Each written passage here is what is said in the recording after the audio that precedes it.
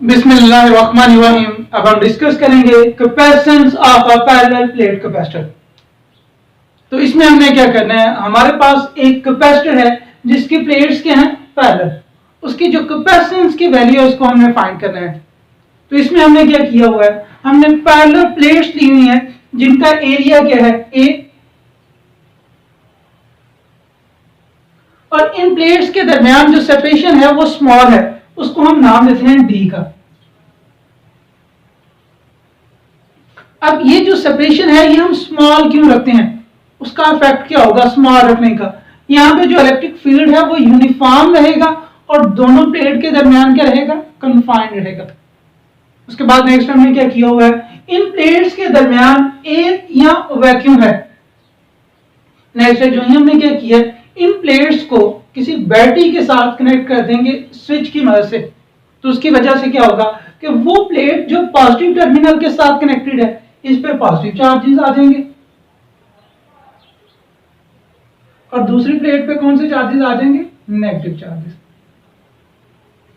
ये ऑब्जर्व किया गया कि जो चार्जेस आने की वजह से पोटेंशियल डिफरेंस क्रिएट हो रहा है वो डायरेक्टली प्रोपोर्शन है मैग्नीट्यूड ऑफ चार्जेस के, यानी ये आ जाएगा Q is proportional to V। अब जब हम प्रोपोर्शनैलिटी के साइन को खत्म करेंगे तो ये आ जाएगा Q is equal to CV।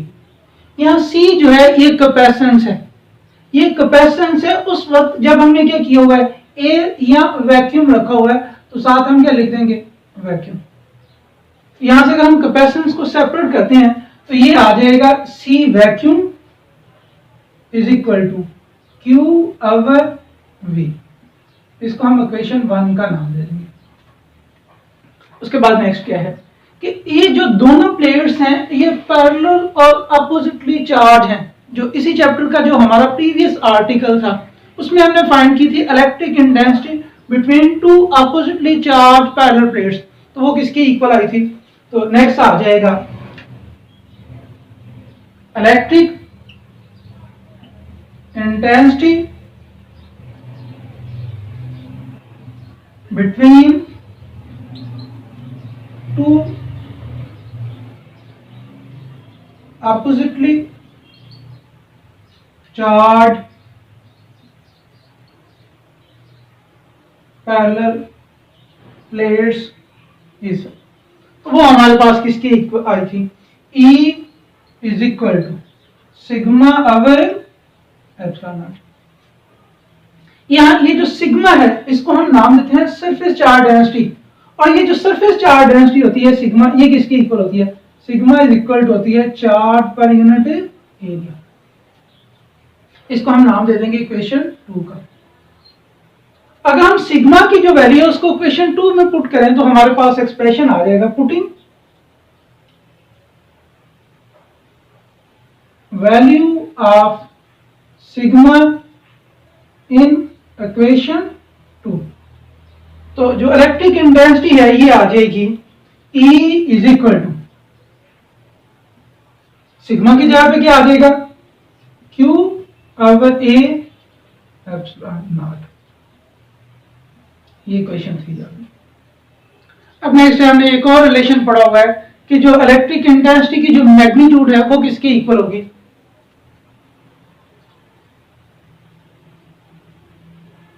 Magnitude of E is, तो वो फार्मूला था E is equal to V over D। तो ये इक्वेशन 4 आ गई। ये भी हमारे पास इलेक्ट्रिक इंटेंसिटी है, ये भी क्या है, इलेक्ट्रिक इंटेंसिटी। तो दोनों इक्वेशन को हम कंपेयर कर लेंगे, कंपेयरिंग इक्वेशन 3 एंड 4। जब दोनों इक्वेशन को हम कंपेयर करेंगे तो यहां से हमारे पास आ जाएगा V over D is equal to Q over A epsilon naught. यहां से अगर हम V की वैल्यू फाइंड करें, एक तो ये ऑप्शन है कि हम V की वैल्यू फाइंड करके इसमें पुट कर देते हैं। सेकंड हमारे पास ये भी ऑप्शन है कि हम Q ओवर V की वैल्यू फाइंड कर लें, तो दोनों तरह से सही हमारा हो जाएगा। तो हम यहां से क्या करते हैं, V की वैल्यू फाइंड करते हैं। तो ये D इस तरफ डिवाइड हो रहा है, इस तरफ जाके क्या हो जाएगा, मल्टीप्लाई। तो V आ जाएगा Q D over A epsilon naught. इस V की जो वैल्यू है उसको हम इक्वेशन 1 में पुट कर देंगे, तो ये आ जाएगा putting value of V in equation 1। तो जब 1 में हम रखेंगे तो ये आ जाएगा C vacuum is equal to Q over. तो V की जगह पे हमारे पास वैल्यू आ जाएगी Q D over A epsilon naught. ये जो Q है, Q के साथ क्या हो जाएगा, कैंसिल। तो ये डिनोमिनेटर का डिनोमिनेटर है, तो ये न्यूमिनेटर में आ जाएगा, तो ये एक्सप्रेशन आ जाएगा Q vacuum is equal to A epsilon naught over D। अब अगर इस एक्सप्रेशन में हम देखें तो जो कैपेसिटेंस है वो किन फैक्टर्स के ऊपर डिपेंड कर रही है, तो कैपेसिटेंस जो है वो डिपेंड करती है एरिया ऑफ प्लेट्स, यानी जब हम प्लेट्स का एरिया बढ़ा देंगे तो कैपेसिटेंस क्या हो जाएगी, ज्यादा, और जब प्लेट्स का एरिया कम करेंगे तो कैपेसिटेंस क्या हो जाएगी, कम। उसके बाद नेक्स्ट है मीडियम, और थर्ड है सेपरेशन बिटवीन प्लेट्स। अब अगर हम सेपरेशन देखें तो इसका इनवर्स लिंक बना है, तो अगर हम सेपरेशन कम कर देंगे तो कैपेसिटेंस क्या हो जाएगी, ज्यादा, और अगर हम सेपरेशन बढ़ा देंगे तो कैपेसिटेंस क्या हो जाएगी, कम हो जाएगी। नेक्स्ट हमने क्या करना है, जो इफेक्ट ऑफ मीडियम है उसको स्टडी करना है, तो ये आ जाएगा इफेक्ट ऑफ मीडियम।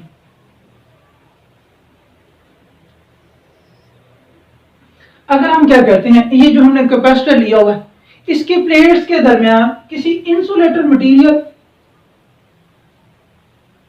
जिसको हम डाइलेक्ट्रिक का नाम देते हैं, जो ही हम क्या करते हैं किसी इंसुलेटर मटेरियल जिसको हमने डाइलेक्ट्रिक का नाम दिया कैपेसिटर की प्लेट्स के दरमियान रखते हैं, तो ये ऑब्जर्व किया गया कि कैपेसिटर की जो कैपेसिटेंस है वो certain factor epsilon R enhance हो जाती है, वो क्या हो जाएगी, इंक्रीज हो जाएगी।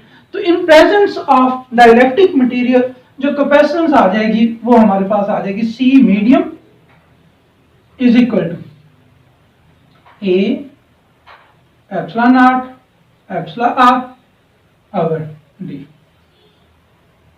अब नेक्स्ट है, अगर यहां से हम डाइलेक्ट्रिक कांस्टेंट को फाइंड करना चाहें, इसको डिफाइन करना चाहें तो वो भी कर सकते हैं। ये जो फैक्टर है A epsilon naught over D that is equal to C vacuum, तो इसको ऐसे भी लिखा जा सकता है C medium is equal to C vacuum into epsilon R। यहां से अगर हम एप्सिलॉन R को सेपरेट करते हैं तो ये आ जाएगा epsilon R is equal to C medium, अगर आ जाएगा C वैक्यूम।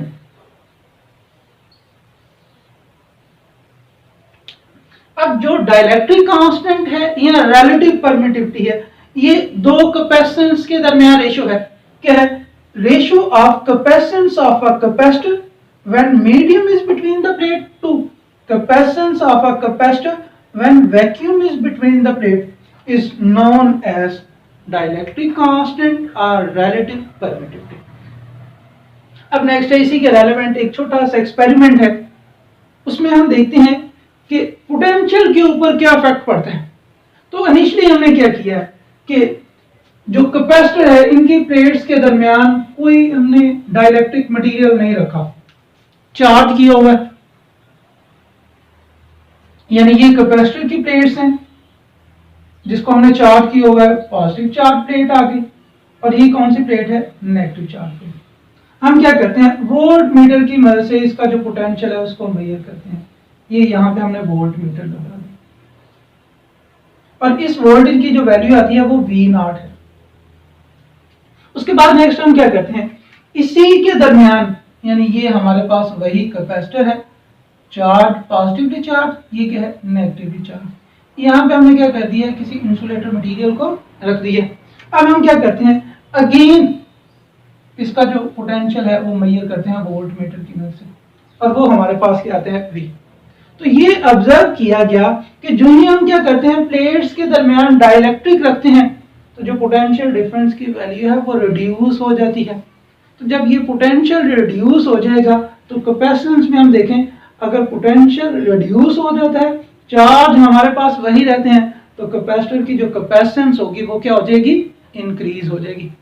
तो ये था हमारा आज का लेक्चर जिसमें हमने फाइंड की है capacitance of a parallel plate capacitor.